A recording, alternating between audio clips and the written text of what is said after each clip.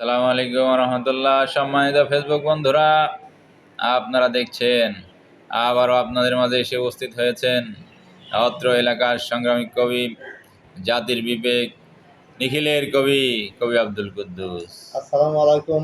উপস্থিত আমার ফেসবুক ও ইউটিউবের দর্শক শ্রোতা বন্ধুরা, আমি আপনাদের সামনে একটি ইসলামী জিহাদি কবিতা নিয়ে উপস্থিত হয়েছি। কবিতার নাম শনাক্ত। যাদের শরীরে আছে নবী ও রাসূলের রক্ত, যাদের শরীরে আছে নবী ও রাসূলের রক্ত, তাদের মনটা ইস্পাতের চেয়ে বেশি শক্ত, তাদের মনটা ইস্পাতের চেয়ে বেশি শক্ত।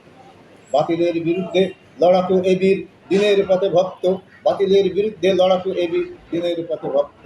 মুসলিম দলে মুনাফেক আছে করতারে শনাক্ত, মুসলিম দলে মুনাফেক আছে করতারে শনাক্ত। যাদের শরীরে বিরাজিত আবু জেহেলের রক্ত, তারা ইসলামী রাজনীতিকে করেছে বিভক্ত।